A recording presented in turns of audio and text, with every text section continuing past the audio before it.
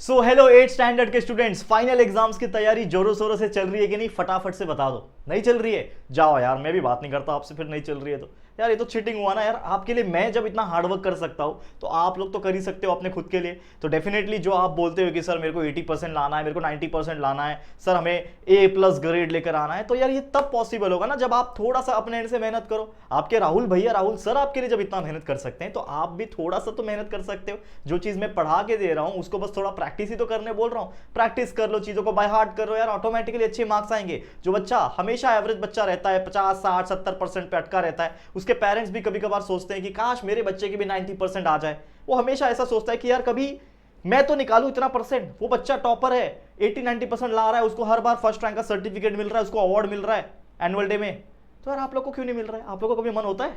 होता होगा ना यार, डेफिनेटली सब किसी को, हर इंसान को कुछ ना कुछ तरक्की करने का मन होता है। तो यार आपको क्या रोक रहा है? आप खुद आपको अपने आप को रोक रहे हो। तो यार ये बिल्कुल नहीं करना। आपको जितना हो सके हम पढ़ा चुके हैं, लगभग सारा सिलेबस पहले से ही पढ़ा के रखा है हमने। पूरा साइंस, पूरा मैथ्स, पूरा सोशल साइंस यानी हिस्ट्री, ज्योग्राफी, पॉलिटिकल साइंस भी पढ़ा रखा है। सारे वीडियोस अवेलेबल है और न्यू बैच में भी लगातार पढ़ा रहे हैं और इसमें भी हम कंप्लीट करने वाले हैं। तो 8 स्टैंडर्ड मैथ्स की मैं बात करूं, हम चैप्टर नंबर 15 तक पहुंच चुके हैं जैसे मैंने बताया। इसके बाद और 2 3 चैप्टर है, उसके भी जो वीडियोस आ जाएंगे फटाफट, और नया बैच में 8 मैथ्स भी कंप्लीट हो जाएगा। ठीक है, तो प्लीज हमारे सारे वीडियोस को देखते रहो, मन लगा के पढ़ते रहो, बस इतना मुझे बोलना है। तो ये चैप्टर नंबर 15 का एरिया चैप्टर की शुरुआत हम कर चुके हैं ऑलरेडी। 4 लेक्चर कंप्लीट हो चुका है, आज 5वां लेक्चर है जिसमें हम लोग 5वां प्रैक्टिस सेट इस चैप्टर का, जो कि है प्रैक्टिस सेट नंबर 15.5 को पढ़ने वाले हैं। तो हमने इस चैप्टर में देखा एरिया, किस चीज का एरिया देखा? हमने बात किया एरिया ऑफ पैरेललोग्राम की, हमने बात किया एरिया ऑफ रोम्बस की, हमने बात किया एरिया ऑफ ट्रेपेजियम की, हमने बात किया एरिया ऑफ ट्रायंगल की, और आज हम ऐसे चीज की एरिया के बारे में बात करेंगे जो अक्सर प्रैक्टिकल लाइफ में यूज होता है, रियल लाइफ में यूज होता है, जो कि है एरिया ऑफ इर्रेगुलर शेप। तो इसकी हम शुरुआत करेंगे, लेकिन मैं आपसे एक रिक्वेस्ट करता हूं कि यार अगर हम आपके लिए हार्डवर्क कर सकते हैं ना, तो प्लीज ये मेहनत हम इसी प्रकार करते रहें। आपके सभी छोटे भाई बहन को जो 6 7 8 में होंगे उनको भी हमारे वीडियोस को शेयर करना है। जो आपके बड़े भाई बहन, रिलेटिव्स, दोस्त होंगे 8 9 10 11 12 के, उनको हमारे चैनल पे जरूर से लेकर आना है। उनको बोलना है हमारे चैनल पे आके वीडियोस पढ़ के देखें। Free of cost best quality education हम देने की कोशिश कर रहे हैं पिछले कई सालों से। और हर बच्चे जो भी अच्छे से पढ़ के जाता है, खुद से थोड़ा भी मेहनत करता है, अच्छे मार्क्स जरूर से निकालता है, ये मेरा गारंटी है। ठीक है, तो प्लीज शेयर करते रहना, हमारे वीडियोस के ऊपर लाइक करते रहना ताकि रीच आउट हो सके हमारा वीडियो। ठीक है बच्चा, चलिए तो आज का जो टॉपिक है, जैसे मैंने बोला, क्या है कि हमें एरिया निकालना है ऐसे इररेगुलर शेप के जो जनरली आपके प्रैक्टिकल लाइफ में यूज होते हैं। जैसे एग्जाम्पल के तौर पर हम बात करेंगे, ये टॉपिक है that is the area of figures having the irregular shape. तो कभी आपने ऐसी जमीन देखी होगी, मैं आपको बताता हूं एग्जाम्पल के तौर पर। कभी आपने ऐसी जमीन देखी है, लेट्स सपोज, ठीक है,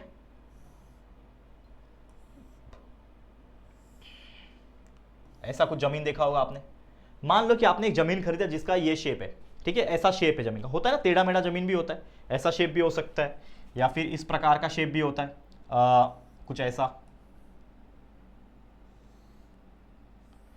शेप भी होता है। तो अलग अलग टाइप के जमीन के शेप्स होते हैं। ठीक है, बहुत सारे विभिन्न प्रकार के आपको देखने मिल जाएंगे। ठीक है, ऐसे ऐसे शेप भी देखने मिल जाएंगे। तो समझ लो ये शेप है। अगर आप इस शेप को ध्यान से देखोगे तो यहां पे अगर मैं एक लाइन खींच दूं तो यहां पे आपको एक ट्रायंगल बनता हुआ नजर आ रहा है और ये आपको एक रेक्टेंगल नजर आ रहा है। तो अगर आप इस रेक्टेंगल को, ठीक है, इस रेक्टेंगल का एरिया निकाल लोगे जो कि लेंथ मल्टीप्लाई बाय ब्रेथ से निकल जाएगा, और इस ट्रायंगल को जो कि यहाँ पे 90 डिग्री है, मतलब इसका half into base into height के फॉर्मूले से निकल जाएगा। और ये दोनों का मतलब इसका आपने एरिया निकाला, फिर इसका आपने एरिया निकाला, दोनों का एरिया को प्लस कर दिया, तो टोटल ये जो शेप है आपको इस शेप का एरिया भी मिल जाएगा। तो कभी कभी एग्जाम में आपको ऐसे विभिन्न प्रकार के शेप दिए होते हैं, अलग अलग प्रकार के शेप दिए रहते हैं, जिसमें कुछ पैटर्न्स अगर आप ऑब्जर्व करोगे तो एक ही शेप के अंदर अलग अलग फिगर्स होते हैं, अलग अलग शेप होते हैं। जैसे रेक्टेंगल भी हो सकता है, ट्रायंगल भी हो सकता है, ट्रेपेजियम भी हो सकता है, पैरेललोग्राम भी हो सकता है, कुछ भी शेप्स आपको देखने मिलेंगे और आपको पूछा जाएगा find the area of that shape, find the area of the figure. तो आपको कैसे करना है, बस सिंपली ध्यान में रखना, कोई भी फिगर आ जाए तो उसमें आपको कैरेक्टराइज करना है कि इसमें कौन कौन से शेप्स है, उन सभी शेप्स के एरिया को अलग अलग निकालना है और सबको लास्ट में प्लस कर देना है, आपका आंसर निकल जाएगा। तो इसी प्रकार से ऐसे क्वेश्चंस आपको एग्जाम में पूछे जाएंगे। तो जो क्वेश्चन सबसे ज्यादा जो पूछता है, हर बार जो पूछता है, जो मैं देखा हूं, जो कि है प्रैक्टिस सेट का पहला एग्जांपल, इसी प्रकार के शेप, ये शेप, इस प्रकार के शेप आपको हमेशा आपके एग्जाम में देखने मिल जाएंगे। अगर इस प्रैक्टिस सेट में से क्वेश्चन अगर आएंगे आपके एग्जाम में तो यही क्वेश्चन आएगा। एक क्वेश्चन नंबर 2 भी है, अगर आप देखो यहां से, ये क्वेश्चन नंबर 2 है आपका। तो ये क्वेश्चन नंबर 2 जो है ये भी बहुत ईजी है, लेकिन ये जनरली नहीं पूछता, थोड़ा सा पहले वाले एग्जाम्पल से टफ होता है और पहले वाले एग्जाम्पल से ज्यादा टाइम कंज्यूमिंग होता है। तो ज्यादातर जो पूछता है आपके एग्जाम में वो यही टाइप का एग्जाम्पल पूछेगा। तो क्या पूछा है प्रैक्टिस सेट नंबर 15.5 पहला एग्जाम्पल क्या बोल रहा है? क्वेश्चन नंबर 1 बोल रहा है find the areas of given plot. ये एक जमीन का टुकड़ा है, प्लॉट है, इसका आपको एरिया निकालना है जो कि मीटर में आपको दिया हुआ है। यानी कि अगर आप देखोगे इसका शेप कैसा है यहाँ पे, तो इसमें अगर आप ध्यान से देखोगे तो आपको ये ट्रायंगल नजर आ रहा होगा, एक ये ट्रायंगल नजर आ रहा है, ठीक है। फिर इसी के अंदर ये शेप को देखोगे, ये वाला शेप को देखोगे तो ये एक ट्रेपेजियम नजर आ रहा है आपको, ठीक है। फिर इसी के अंदर ये शेप देखोगे तो ये भी एक आपको राइट एंगल ट्रायंगल नजर आ रहा है। तो ये राइट एंगल ट्रायंगल, ये राइट एंगल ट्रायंगल, ये आपका बीच में ट्रेपेजियम, और यहाँ पे अगर आप ध्यान से देखोगे तो ये भी एक राइट एंगल ट्रायंगल, और इसको भी ध्यान से देखोगे तो ये भी एक राइट एंगल। मतलब एक ही शेप के अंदर आपको ट्रेपेजियम और कई सारे राइट एंगल ट्रायंगल नजर आते हुए नजर आ रहे हैं। तो बस आपको क्या पूछा है एग्जाम में, जो क्वेश्चन पूछेगा या फिर यहाँ पे जो क्वेश्चन पूछा है वो सिंपली यही पूछा है कि आपको बोल रहा है find the area of the given plot, यानी कि सभी का ये पूरे शेप का एरिया निकालना है। तो पूरे शेप का, पूरे प्लॉट का, जैसे मैंने बोला अगर आपको एरिया निकालना है तो आपको हर एक शेप जो इसके अंदर प्रेजेंट है उन सभी एरिया को निकाल के प्लस करना पड़ेगा, ठीक है। तो अगर मैं मान लूं, ऐसा लिखता हूं मैं, ठीक है, अगर मैं आंसर लिखूं यहां पे कि एरिया ऑफ ये जो शेप है, जो क्वाड्रिलेटरल है, मान लो इसका नाम है PQRST, तो PQRST ये जो शेप आप देख पा रहे हो क्या है, ये पूरा पूरा एरिया का नाम PQRST। इस पूरे का अगर आपको शेप निकालना है बच्चा, ध्यान से देखना, ध्यान से सुनना इस चीज को पहले, ये बहुत जरूरी है। ये PQRST का अगर आपको एरिया निकालना है मतलब सारे चीजों के एरिया को आपको प्लस करना पड़ेगा। यानी एरिया ऑफ ये जो ट्राइंगल है जिसका नाम है PQ या फिर PAQ नाम रख दो, तो एरिया ऑफ ट्राइंगल PAQ का निकालना पड़ेगा, इसको प्लस करना पड़ेगा इस ट्रेपेजियम के एरिया के साथ जो कि है एरिया ऑफ ट्रेपेजियम, क्या है ये QRCA, ठीक है, ये हो गया। फिर ये हो गया, ये हो गया, प्लस ये वाला एरिया, इस एरिया का नाम क्या रहेगा, एरिया ऑफ ट्रायंगल, इसका नाम रहेगा RCS के साथ प्लस करना पड़ेगा, प्लस नीचे वाला जो कि है PBT, क्या है PBT, तो एरिया ऑफ ट्रायंगल PBT को प्लस करना पड़ेगा, और लास्ट में एरिया इस ट्रायंगल का भी जिसका नाम होगा TBS, area of triangle TBS। मतलब इन सभी एरिया को अगर आप प्लस करोगे, यानी कि आपको कितने सारे शेप के एरिया निकालने पड़ेंगे। पहले एरिया ऑफ PAQ निकालूंगा, ये ट्रायंगल का, फिर ये ट्रेपेजियम का निकालूंगा, फिर ये ट्रायंगल का निकालूंगा, फिर ये ट्रायंगल का निकालूंगा, फिर ये ट्रायंगल का निकालूंगा, और सभी को प्लस करूंगा तो ये जो टोटल शेप है इस पूरे का एरिया मुझे मिल जाएगा। तो मैं इसको मान लेता हूं इक्वेशन नंबर 1, ठीक है, मैंने इस पूरे चीज को मान लिया इक्वेशन नंबर 1, और एक एक करके शुरुआत करते हैं एरिया निकालने के लिए, ठीक है। तो एरिया निकालेंगे, सबसे पहले किस चीज का एरिया निकालूं, पहले मैं निकालता हूं, फर्स्ट मैं निकालूंगा एरिया ऑफ ट्रायंगल, क्या है PAQ फिगर का एरिया निकालूंगा। तो यहां पे अगर आप देखोगे ये ट्रायंगल PAQ, अगर आप देखो यहां पे ध्यान से, तो इस ट्रायंगल PAQ के अंदर ध्यान से देखना, बहुत इजी है, मतलब ये टॉपिक जो है बहुत इजी है। इस PAQ के अंदर आप देखोगे तो आपको क्या दिख रहा है, ठीक है, अगर आप देखोगे इन ट्रायंगल PAQ, या फिर ऐसा लिखो ना, डायरेक्ट ऐसा लिखो, इन ट्रायंगल PAQ, इसमें अगर आप देखोगे आपका जो PA का जो वैल्यू है, देखो ये P से लेके A का जो वैल्यू है ये आपको दिया हुआ है 30, ठीक है। तो आप लिखो यहां पे कि PA का जो वैल्यू है वो आपका 30 मीटर में, हर एक चीज मीटर में दी हुई है, तो लिखो यहां पे 30 मीटर है। उसके अलावा ये QA का जो वैल्यू है, Q से लेके A, ये Q से लेके A का जो वैल्यू है ये 50 है, 50 दिया हुआ है। तो AQ का जो वैल्यू है लिखो यहाँ पे AQ is equal to 50 metre दिया हुआ है। और तीसरा चीज यहाँ पे आपको एक 90 डिग्री दिख रहा है, क्या है, angle A is equal to 90 degree, angle A is equal to 90 degree. तो यहाँ पे एंगल A 90 डिग्री है, तो पाइथागोरस थ्योरम भी आप अप्लाई कर सकते हो, लेकिन क्यों अप्लाई करना, ऑलरेडी मुझे पता है ये एक ट्रायंगल है और शेप से दिख रहा है मुझे, तो अगर ये ट्रायंगल है तो डायरेक्टली मुझे दो साइड पता है, तो half into base into height से मैं डायरेक्ट फॉर्मूला लगा सकता हूं। तो ये एक राइट एंगल ट्रायंगल है, तो ट्रायंगल PAQ जो है एक राइट एंगल ट्रायंगल है, क्योंकि अगर ये 90 डिग्री है तो ये एक राइट एंगल ट्रायंगल हुआ, और राइट एंगल ट्रायंगल में हम लोग half into base into height वाला फॉर्मूला लगा सकते हैं। तो मैं बोल सकता हूं देयरफॉर, अगर मुझे यहां पे लिखता हूं मैं, देयरफॉर अगर मुझे एरिया ऑफ ट्रायंगल निकालना होगा PAQ का, तो मैं अप्लाई कर दूंगा half multiply by base, base क्या है इसका PA, ठीक है, मल्टीप्लाई बाय हाइट उसका क्या है ये, दैट इज AQ, ठीक है। बस इसमें वैल्यू डालना है, आपका आंसर आ जाएगा, ठीक है। तो एरिया क्या निकल रहा है, area of triangle P A Q is equal to half multiply by base का वैल्यू कितना था, ठीक है, हाफ इंटू बेस का वैल्यू पी है 30 है, मल्टीप्लाई बाय 50 है, ठीक है, 30 मल्टीप्लाई बाय 50 कर दो, 30 मल्टीप्लाई बाय 50, 2 के टेबल में 2 15 जा हो जाएगा 30 और 15 5 जा होता है 75, बराबर, 15 4 जा 60, 15 5 जा 75, तो देयरफॉर हमें area of triangle P A Q का जो वैल्यू है मिल गया, जो कि आ गया 15 5 जा 75 यानी 750 मीटर स्क्वायर।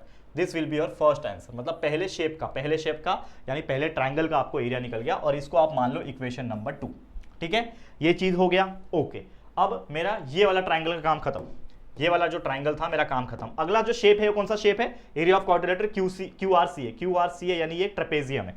तो मैं लिखता हूं इन क्वाड्रिलेटरल, आगे लिखता हूं मैं नंबर 2 हेडिंग डाल के, नंबर 2 हेडिंग डालता हूं और लिखता हूं in quadrilateral Q R S A. ध्यान से देखना, फिगर में वापस देखो, यहाँ पे ये जो क्यू आर सी ए है, इसमें अगर आप देखोगे, ध्यान से देखना कि सबसे पहले आपको पता है, ठीक है, ये जो QA है ये RC है, QA और RC एक दूसरे को पैरेलल है, ठीक है, QA और RC एक दूसरे को क्या है, पैरेलल है।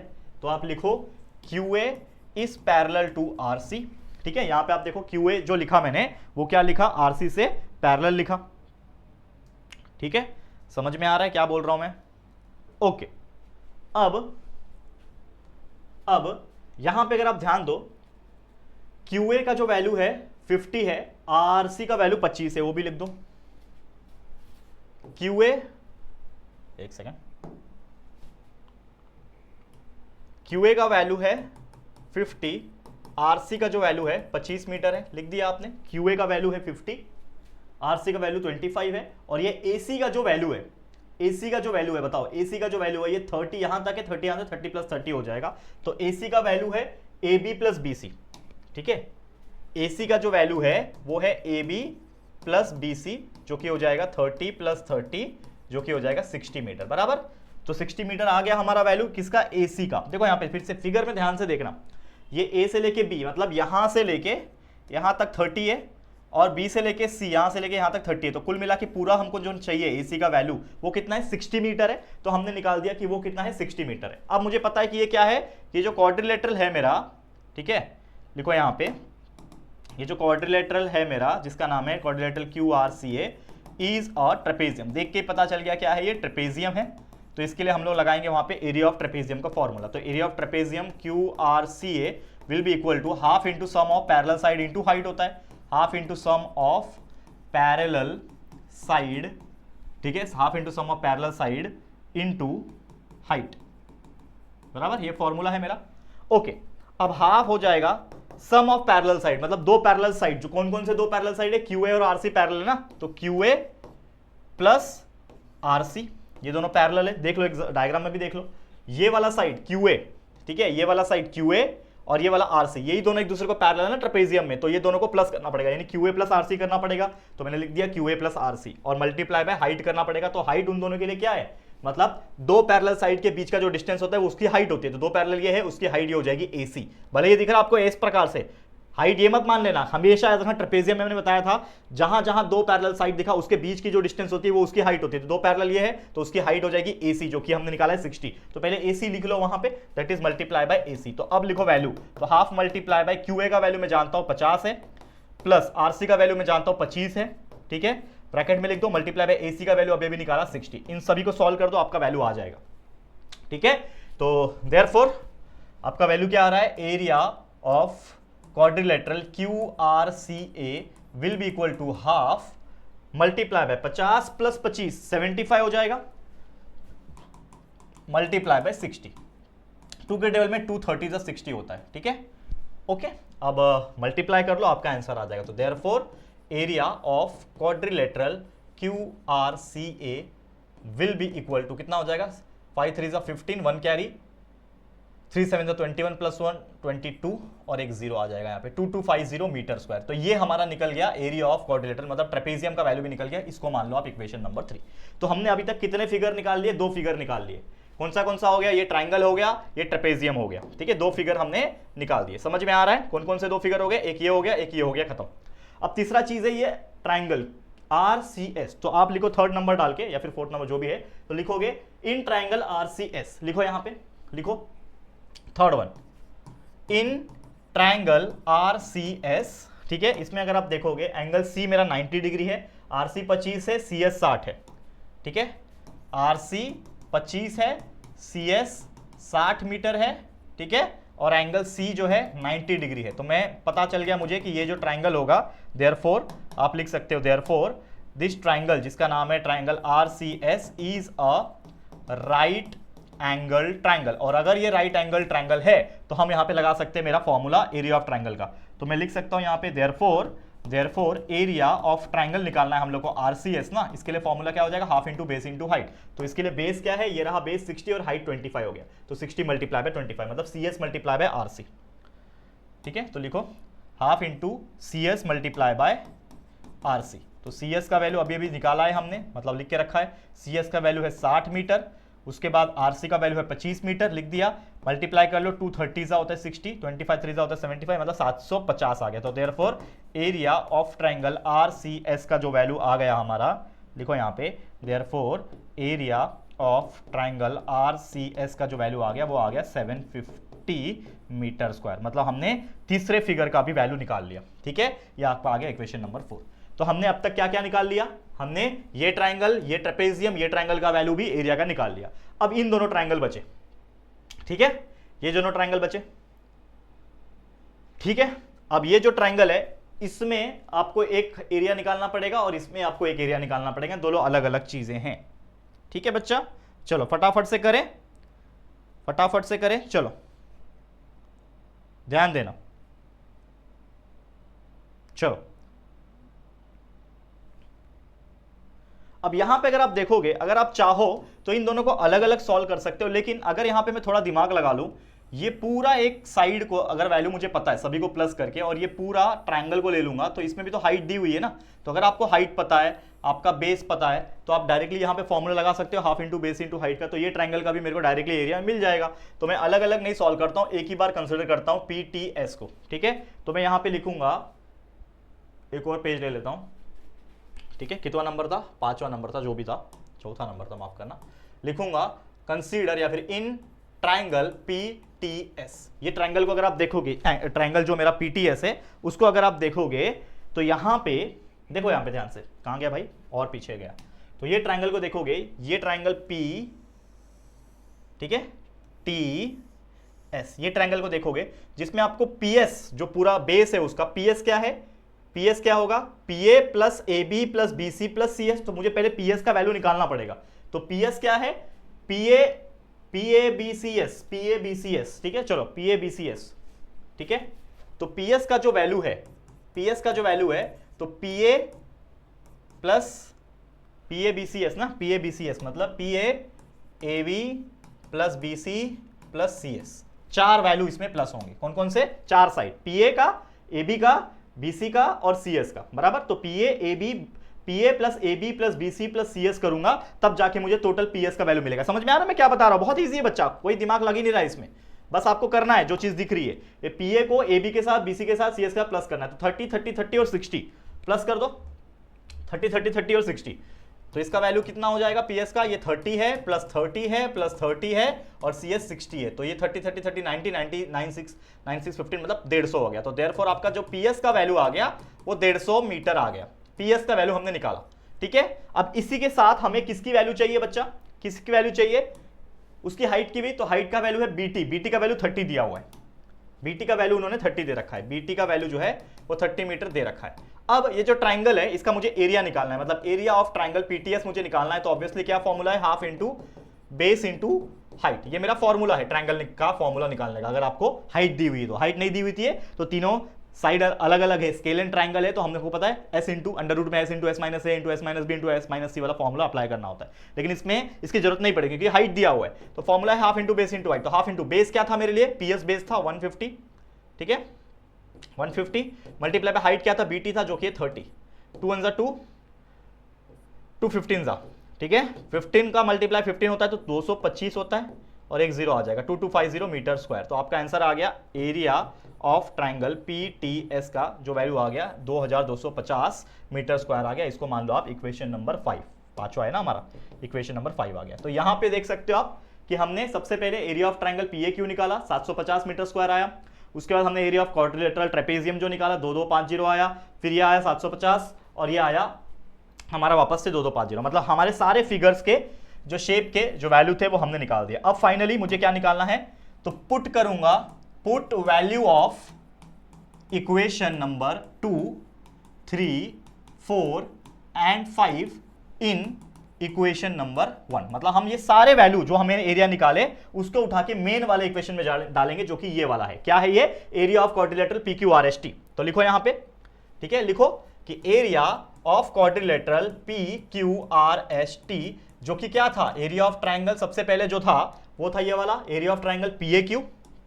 तो लिखो यहां पे area of triangle PAQ plus area of triangle क्या था भाई दूसरा, PAQ के बाद क्या था, QRCA, ठीक है, area of quadrilateral QRCA plus उसके बाद था एक और ट्रायंगल RCS, ठीक है, plus area of triangle RCS और लास्ट में एक और एरिया जो था हमने अभी अभी दोनों को मर्ज कर दिया, जो कि आ गया ये वाला एरिया ऑफ ट्रायंगल PTS। और स्टार्टिंग में भी उसको करेक्ट कर दो, हमने क्या लिखा था, दो अलग अलग टुकड़े में बांटा था, तो हमने इसको क्या करना है, यहां से इसको मिटा के जो है उसको करेक्ट करके एरिया ऑफ ट्रायंगल PTS को हमने साथ में ले लिया। हमने अलग अलग नहीं लिया। हमने पहले क्या लिखा था, सबसे पहले क्या लिखा था कि इसको अलग निकालेंगे, इसको अलग निकालेंगे, लेकिन जरूरत नहीं है ना अलग अलग निकालने के लिए, काम ज्यादा बढ़ जाएगा, एक ही बार निकाल दिया।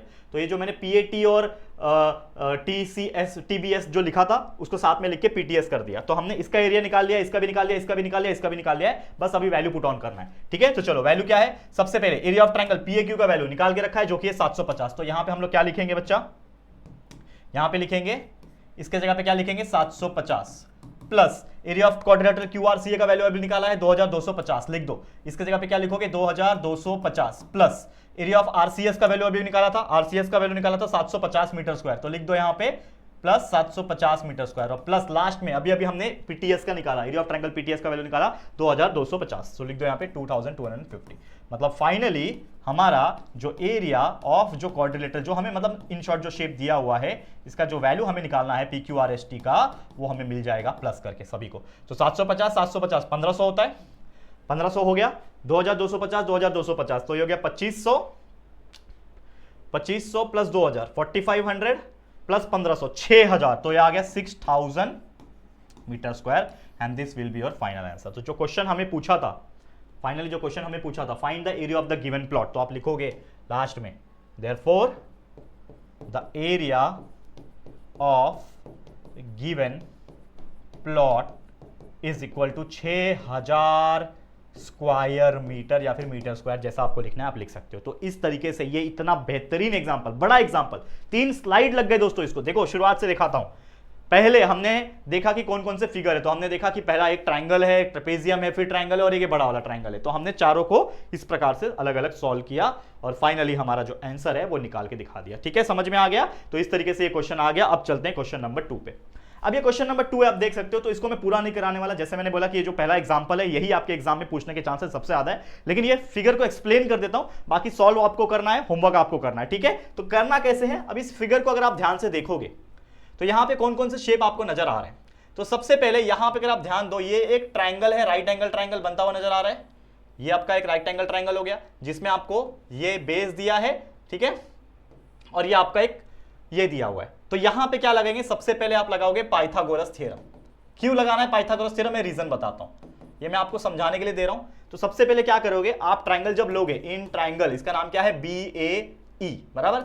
तो जब ट्रायंगल BAE लोगे तो इसमें आपका एंगल A आपका 90 डिग्री है, तो इसमें पाइथागोरस थ्योरम के हिसाब से आपका BE का स्क्वायर जो होगा वो हो जाएगा AB का स्क्वायर प्लस AE का स्क्वायर होगा, जिसमें आपको BE का स्क्वायर 30 दिया हुआ है, तो 30 का square is equal to AB का वैल्यू 24 दिया है, तो 24 का स्क्वायर, और AE का वैल्यू पता नहीं है तो AE का स्क्वायर यहां पे आपको फाइंड आउट हो जाएगा। तो इससे आपको क्या मिलेगा, देखो मैं समझा के दे रहा हूं, मैं सॉल्व नहीं कर रहा हूं, तो इससे आपको एक AE का वैल्यू मिल जाएगा।